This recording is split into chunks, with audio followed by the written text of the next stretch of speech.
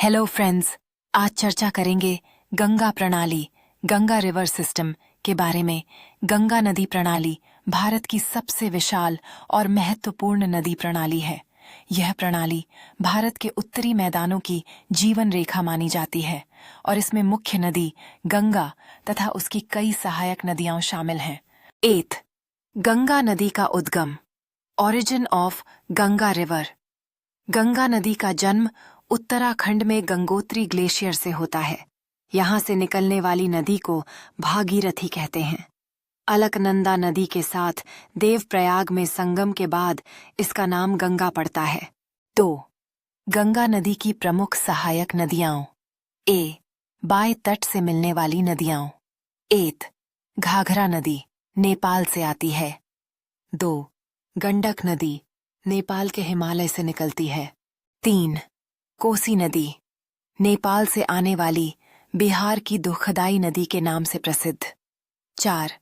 रामगंगा नदी गंगा नदी के दाएं तट से मिलने वाली नदियां हैं। यमुना नदी जो सबसे बड़ी सहायक नदी है, प्रयागराज में गंगा से मिलती है।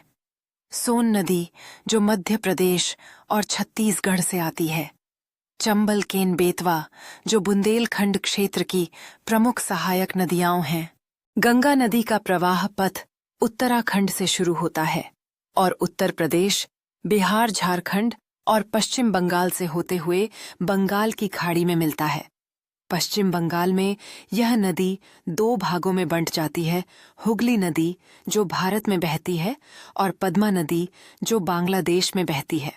अंततः गंगा नदी बंगाल की खाड़ी में मिलती है और दुनिया का सबसे बड़ा डेल्टा सुंदरबन डेल्टा बनाती है।